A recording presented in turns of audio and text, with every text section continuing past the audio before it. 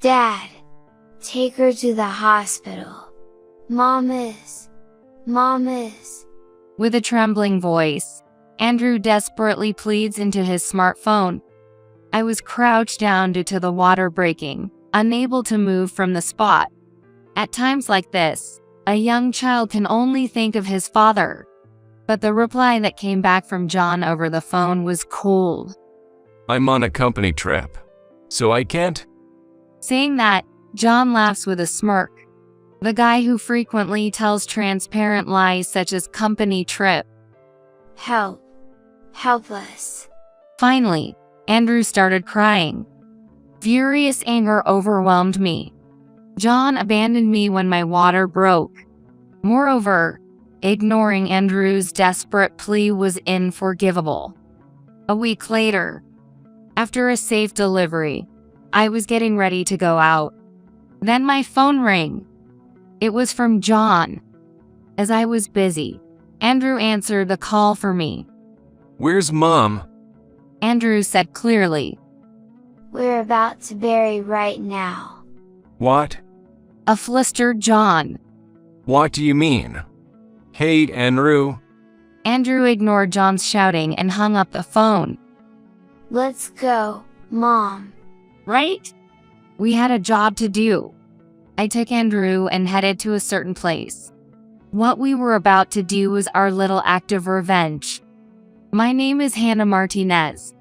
I'm a 33-year-old housewife. I live with my husband John and our 5-year-old son, Andrew. After John goes to work and Andrew goes to kindergarten, my days are filled with housework. When that's done, it's finally my time. I stream videos as a hobby. The content is simple, recipes and parenting tips, just little tidbits from a housewife. It started as a way to kill time. John had been living away from home for a solo work assignment, and I started this during my free time. But lately, I've gained more subscribers than I thought. Parenting and housekeeping hacks must resonate with my viewers, who are fellow moms. That's why even after John returned from the solo work assignment, I find time to keep streaming. Streaming these videos has become a small joy in my daily life. Then one day, I found out I was pregnant. We had been thinking about a second child, so this was welcome news. John and Andrew were happy too. Names for the baby, preparations for baby clothes. There was a lot to think about. Looking back, I was probably too excited about being pregnant again after so long. That's why I didn't notice sooner. The nightmare that was eating away at our family had already begun. It was a typical weekend morning. After breakfast, while John was on his smartphone, Andrew ran up to him. Hey Dad, let's play treasure hunt. Treasure hunt is one of Andrew's favorite games lately. We bury treasure somewhere and then John and I try to find it. It was a typical peaceful weekend. That's what I thought, but John quickly hid his smartphone and yelled with glaring eyes. Shut up. Dad's busy. Go away. His tone was so harsh that I couldn't help but speak up. Hey, there's no need to talk like that. I'm dealing with work calls. I can't get anything done with all this noise. Work? You're just fiddling with your phone on a weekend morning. John snapped back even more harshly at my words. It's business communication. Work is piling up, you get that? You wouldn't understand. You're just a carefree housewife. What's that supposed to mean? With a snort, John stormed out of the room. Feeling the tense atmosphere, Andrew began to cry. I rushed over to Andrew. I'm sorry, Andrew. Dad was probably just in a bad mood. But he wasn't always like this. Before the solo work assignment, he often looked after Andrew. Lately, John's attitude has clearly changed. He's sneaking around on his phone more often. Even when spoken to, he seems distracted. And he's been overly critical of me. He keeps belittling me, saying things like, carefree housewife, and you don't have the responsibilities I do at work. Maybe it's the stress from his job, but his behavior only seemed to escalate. One day, as soon as he came home, John entered the living room with a sour face. Then, he glared at Andrew's toys thrown in the corner. Hey, haven't you cleaned this up? I had just put the toys away in the toy box, but it seems I had forgotten some. Oh, sorry. As I hurried to clean up, John muttered, Seriously, can't you even discipline your kid properly? I'm tired from work, and I come home to this mess. Again, he threw a sarcastic remark. Don't be mad. With a tearful voice, Andrew cut in, standing in front of John, protecting me. But John coldly trampled on Andrew's tender heart. His expression turned indifferent. Move it. John glared at Andrew. With a click of his tongue, he stormed out of the room. His recent actions have been too much. I need to have a proper talk with him soon, I vowed to myself as I hugged the crying Andrew. The next evening, John came home. John, we need to talk. What now? I'm tired. Make it quick. His dismissive attitude was the same as always. I pressed on regardless. About your recent behavior. As I began to speak, John interrupted loudly. Look, I'm going on a company trip with the employees for 2 weeks starting next week. What? That's quite sudden. And for 2 weeks? Yeah. It's more like a trip where the managers aim to develop new clients, with a bit of sightseeing mixed in. Seriously, I hate being dragged into these things. I see. I don't need dinner tonight. Good night. Wait, we're not done talking. John ignored me and quickly went into the bedroom. We used to have a drink and chat about our day after Andrew went to bed. But now, the atmosphere for such moments is nowhere to be felt. John firmly closed the bedroom door, letting no one in. I sighed. Then, I finished up the remaining chores and turned on my computer. I started working on combining the narration with the video I shot the other day. It was the usual video editing I do. I used to stream simple household tips, but lately, it's been mostly about John. I created a segment called Troubles with My Husband, saying, lately, I feel like my husband has become distant. This type of content seems to have a surprising demand, as the views have increased from before. Today, I also briefly talked about the recent exchange with John. After posting the video, comments started trickling in. Your husband is terrible. He doesn't understand your struggles at all. Receiving such empathetic comments somewhat calmed my spirits. But one comment caught my eye. A sudden company trip. Sounds like an alibi for cheating. Cheating. I had a faint feeling but had been ignoring it. Maybe it was really true. John's recent behavior has been inexplicable. Holding these troubling thoughts, I was doing housework one day. I was looking for receipts to update the household ledger. Let's see, they should be around here somewhere. I searched around but couldn't find them. As a last resort, I decided to check inside a smart chest in the living room. It's supposed to contain items related to Andrew's kindergarten, but maybe something was mistakenly placed there. Then, the bottom of the first drawer came off. What is this? Incredibly, there was a false bottom in the chest. This chest wasn't originally made like this. Someone had deliberately made it difficult to discover by modifying the bottom. It wasn't me. That left only John. A bad feeling washed over me as I looked inside and saw something unfamiliar. This is... My heart pounded like a drum. Taking a deep breath to calm myself, I booted up the computer. I decided to upload an urgent video. I wanted to hear viewers' opinions about what I had just found. I had my suspicions. but I needed confirmation. Soon, comments began pouring in, confirming my doubts. The week began, and it's Monday. John was gone for a while. On that company trip, well then, Andrew was at kindergarten and John wasn't coming back soon. I seized the opportunity to take action. Then came the weekend. Everything was almost ready. Now I was prepared for whenever John returned. That morning, as I was doing household chores as usual, I suddenly felt a pain in my belly. At the same time, I felt a warm sensation flowing down my lower body. Could it be? My water broke. I needed to get to the hospital immediately. As labor pains surged, I hurriedly finished dressing. Then, I packed necessary items like my insurance card, a change of clothes, and towels into a bag. Then, a sharp pain hit.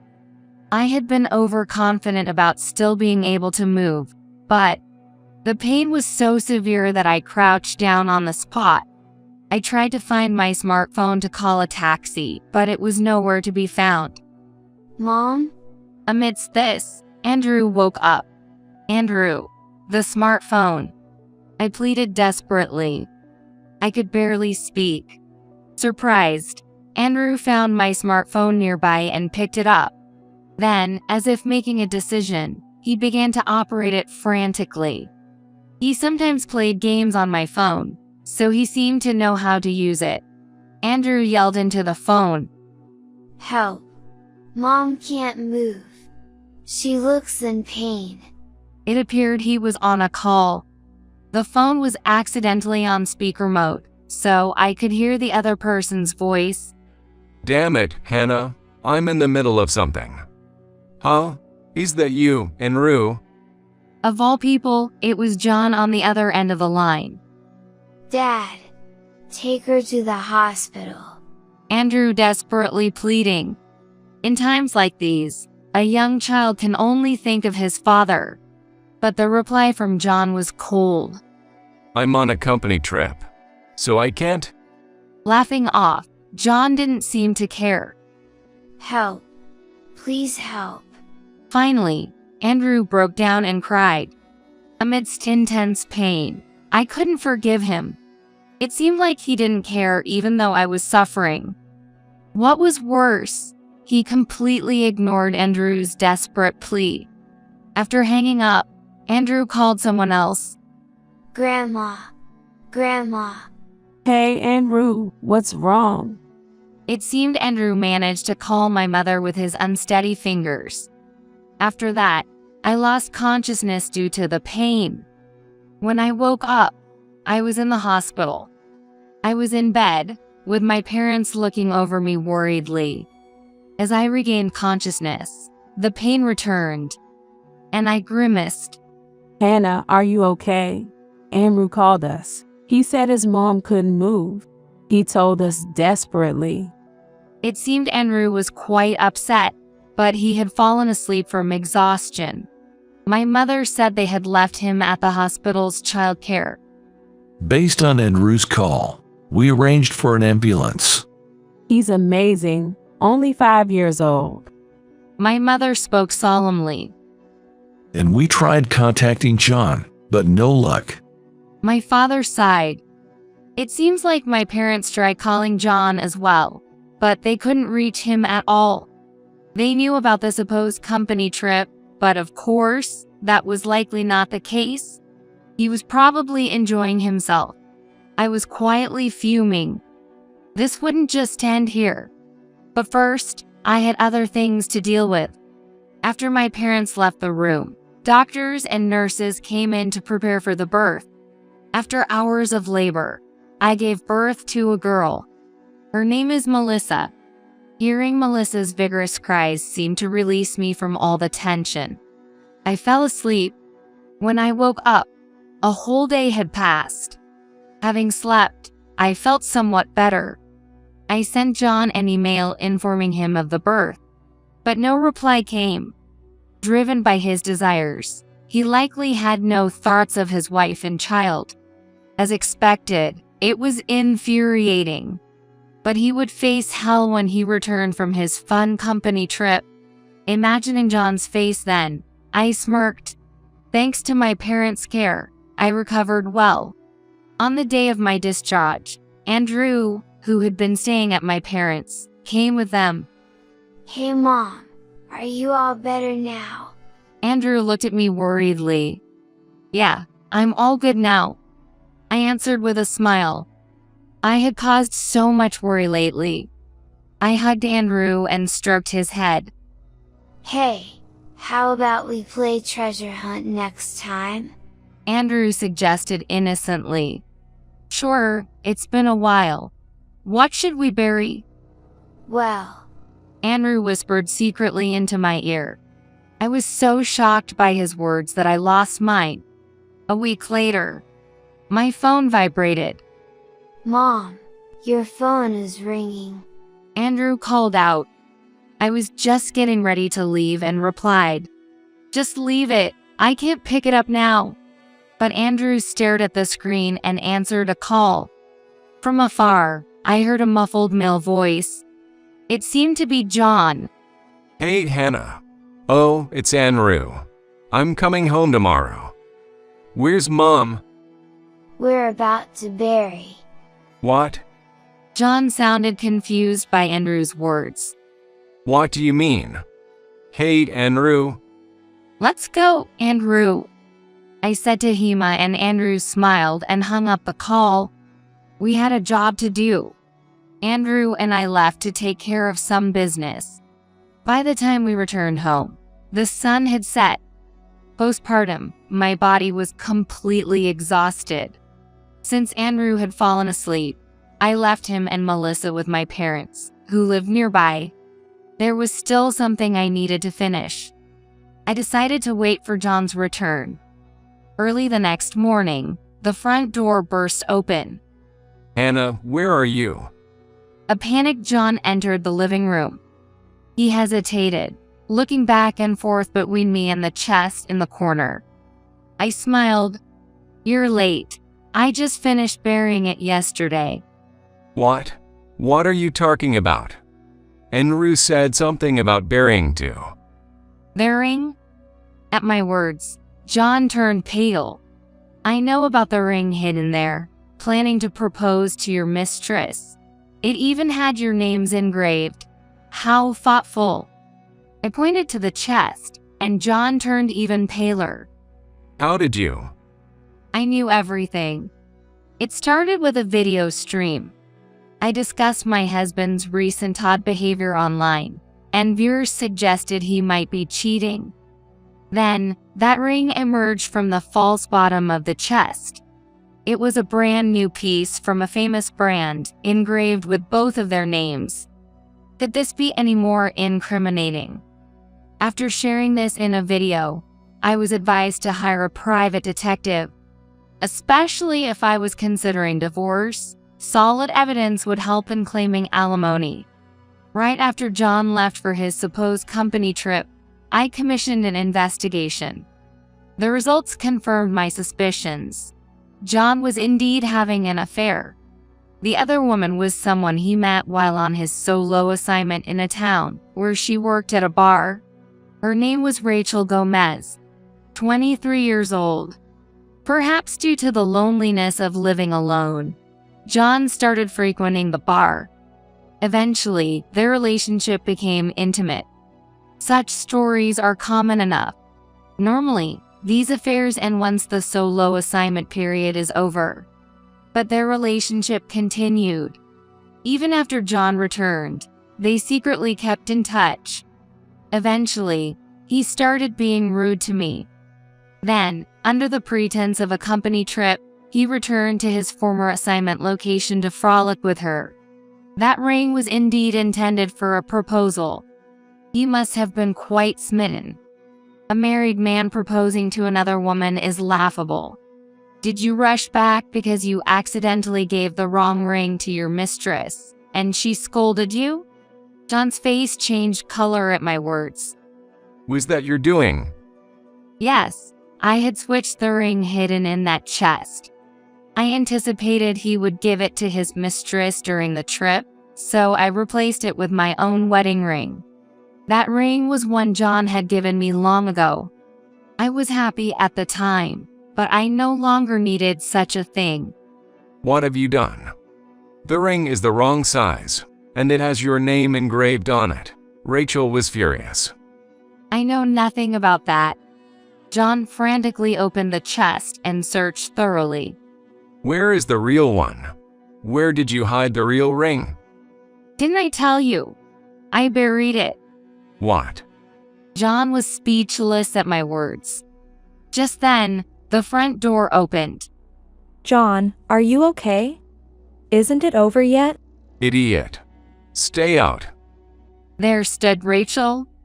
I had seen her face in photos provided by the detective agency, but in person, she was just a flashy young woman. She had foolishly followed John, probably upset over receiving a ring with the wrong name. John must have calmed her by saying, "The real one is at home." But unable to wait, Rachel decided to follow him. Such a ridiculous story played out in my mind. So this is John's wife? Just an old lady.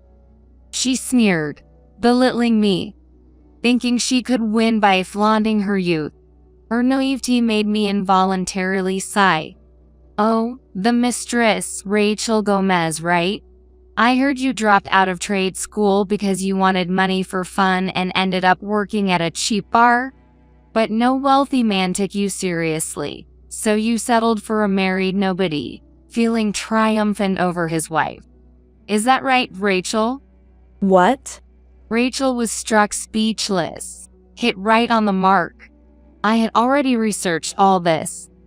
In today's world, once you know someone's name, finding their social media is easy. A woman like Rachel, with a strong need for approval and a competitive spirit, is bound to be showcasing her history somewhere. Thinking this, I searched her social media and quickly uncovered Rachel's background. Rachel, defiant, retorted, So what? I'm the one John loves. He proposed to me, and I got the ring I wanted. Just divorce him already. "I didn't need to be told. I'm planning on divorcing. I can't stay with someone like this anymore." John and I had been married for 5 years. We were blessed with a child, but his infidelity during his solo assignment, his disregard even during my pregnancy, and ultimately his treatment of me and Andrew. There's no point in continuing a marriage like this. Ever since I discovered the affair, I had decided to divorce him. By the way, aren't you going to look for that very important ring? Where did you hide it? Hide it? That sounds so sinister. Today, Andrew and I went for a walk at the beach for the first time in a while. We played a treasure hunt game there. It was so much fun. John's face turned pale at my words. You didn't bury it there, did you? He muttered, trembling, and then suddenly rushed outside. Hey, John, where are you going? Rachel followed him. I quickly stepped outside from the front door, too. The place we buried it was about a 20-minute walk away. I gripped my smartphone tightly and walked briskly. It was the local beach. Upon arrival, the two were frantically digging up various spots in the sand. It's not here. Where the hell is it? It was an expensive ring. What are you doing? Find it quickly. They were panicking like fools. I leisurely filmed the scene with my smartphone. Apparently too distracted by their panic, they didn't notice me filming from a distance. The sight was so ridiculous. I couldn't help but burst into laughter. This beach was a place our family of 3 frequently visited. Here, we often played treasure hunt. Andrew would bury treasures in the sand, and John and I would search for them. The treasures varied, but were usually things Andrew treasured. Things like toy cars and cicada shells seemed like things boys would enjoy. However, today, the buried item was the real ring that John intended to give to Rachel. When Andrew recently said, "Let's play treasure hunt," and I asked, "What shall we bury?" he immediately replied, A ring. I was startled, and Andrew explained, I know. Dad has been looking at a ring and smiling recently. "What are you talking about?" Andrew had been observing John closely. John must have been daydreaming about his mistress while looking at the expensive ring he had splurged on. That ring is important to Dad, right? If we bury it, maybe he'll come back to find it. Maybe he'll come back to being the dad he used to be. Andrew's eyes sparkled with hope. Andrew still doesn't understand. He doesn't realize that the ring was meant for someone John was having an affair with. He sees his father happy, so he naturally thinks it must be something very important. He hopes finding it might change his recently moody father back to the kind dad he used to be. Andrew's pure heart touched me deeply. And so, we had just buried the ring here on this beach. But John, now desperately searching for the ring, isn't thinking about his family at all. He's just trying not to upset Rachel. As I filmed, I realized tears were streaming down my face. I couldn't forgive John for destroying our family. It's a harsh reality for Andrew, but John is probably not coming back to us. Later, I went home to edit the footage. The video amusingly captured the two frantically searching for the ring. Thanks to the sound capturing app, I got perfect audio too. I blurred their faces at the end and added narration. Our family's history, the treasure hunts Andrew loved, and how John's selfish affair led to the family's breakdown. I kept all names anonymous. I clicked and uploaded the finished video. With the title, "I buried the ring my husband planned to give to his mistress." Instantly, the views shot up. Comments flooded in. "Your husband is the worst. Poor kid," mostly condemning John and Rachel. As I scrolled through the comments, the exhausted pair returned. We finally found it, buried in the damn beach. The ring is all dirty with sand now. What are you going to do about it? They clamored noisily. John was holding the sandy ring and a tattered piece of paper. This paper was in there too. It's filthy. He casually threw it in the trash without a second thought. "Don't you get it?" I said coldly, looking at John. I retrieved a paper from the trash and spread it out. It was crumpled, but it was a drawing by Andrew, with crayons. It showed our family of 4, all smiling. John seemed to realize what it depicted only after looking closely. He couldn't bear a word. John's face showed a complex mix of emotions. "This is Andrew's feelings. You trampled on his wish for a smiling, happy family, sneaking around, having an affair, neglecting your family. You are truly despicable. I can never forgive you." The living room fell silent at my loud voice. Rachel also looked guilty. I turned to her and said, "And don't think I forgive you either. You break a home and still have the nerve to look unaffected. I will fight against someone who hurts children, thoroughly." With that, I glared at them both. Where's Andrew? How is the baby doing? John asked in a cracked voice, finally showing concern for his children. But it was too late. They're at my parents' house, considering you ignored Andrew and the baby while fussing over that ring. You have the nerve to ask that now. Well, you won't be seeing them anymore. That's outrageous. I am their father. What? A father, after completely neglecting the kids and being engrossed in your affair? Who are you kidding? I don't even want to see your faces. Just get out. Both of them were completely intimidated by my fury. Let's just go, John. All right. I'll leave for today. Hannah, I'll contact you when things have calmed down. John and Rachel awkwardly left the house. retreating quietly. This will likely lead to divorce discussions. I'm determined not to lose. I clenched my fist as if to pump myself up. Later, although it took time, the divorce was finalized successfully. Despite John's cold head saying, "I want to make things right," I, of course, ignored him. It must have been just a momentary lapse of judgment.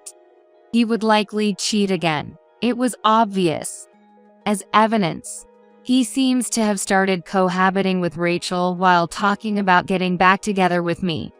He wanted to keep both me and Rachel, perhaps trying to maintain a good image as a father to Andrew and Melissa. There's no way I would allow that. Of course, I demanded a hefty alimony. John, desperate, asked to make payments in installments, but I refused that too. I demanded payment in full, due to a concern I had. The video I uploaded went viral beyond expectation. It received millions of views and was spread by various media outlets. Even though I blurred everyone's identities, some viewers are skilled at identifying people from subtle clues. John and Rachel were identified from subtle clues such as the condition of the coastline and their reflections in the window glass. Articles started appearing one after another. Worst husband John Martinez works at Southern Trading. The mistress, Rachel Gomez, is a hostess at a bar, known for targeting married men in the past. Once it started, there was no stopping it. John's deeds became known to his company. Apparently, he had been neglecting his work because he was spending time at Rachel's place during his solo assignment. This led to his reassignment to this branch. Moreover, he had already used up his paid leave when he lied about the company trip to visit Rachel. He had lied about being ill to get his absences excused, which was eventually discovered. Naturally, John was fired. Once that happens, naturally, the paycheck won't come in. It was good that I had collected the alimony up front. Then there was child support. This was a concern, but John's parents agreed to pay it until John found a new job. However, John's reputation was now widely known, making reemployment difficult for a while. It was his own doing. I also demanded alimony from Rachel, but she had quit her job at the bar and wasn't working. In a panic, Rachel and John started uploading couple videos, attempting to capture their daily lives. It was meant to stream the daily lives of couples, but it ended up fueling the fire. Couple of homewreckers, the worst. Shameful. These two are unbelievably thick-skinned. They were criticized heavily and soon stopped. Perhaps they thought it would be as easy as my video had made it seem. Without proper planning and merely trying to earn money, they were bound to fail. Thus, it turned out to be right to secure the alimony upfront from Rachel's parents. However, they told her, "This is the last time we help you." Dependent on John and with the couple videos not working out, their relationship deteriorated, and they soon broke up. It was a rather thin bond, I mused dispassionately. Initially, John was ecstatic about being liked by a younger woman, and for Rachel, the sense of taboo in being involved with someone else's partner was fueling each of their romances. But once the magic wore off, all that was left was reality. The fleeting emotions cost them both dearly. Meanwhile, my channel has become incredibly popular. I'm busy with consultations from other moms dealing with infidelity, and I've been approached by companies for collaborations, now active as an influencer. I enjoy making videos, and the comments from viewers give me strength daily. Additionally, my income, which was once meager, has significantly increased. With that money, I renovated and expanded my parents' house. Now, the 5 of us, including my parents and the kids, live there. My parents are delighted to see their grandchildren up close. Andrew has grown up and become much stronger recently. Melissa's also growing up healthy and plays well with Andrew. There's just one thing that bothers me. I haven't let John meet the kids since then. Of course, I haven't spoken to Andrew about the ugly adult realities, but I wonder if he really understands. However, to my surprise, Andrew seems unconcerned. Dad? I'm over it. He didn't help even when Mom was suffering. I don't need someone that horrible. His clear words startled me. No matter how young, children keenly observe their parents. From now on, I'll play treasure hunt with Melissa, Andrew said with an innocent smile. I felt a deep sense of relief. John may be gone, but in his place, Melissa has come into our lives. Seeing the children's lively spirits is an irreplaceable joy. Now, if we can continue to live together happily as a family, that would be the greatest happiness.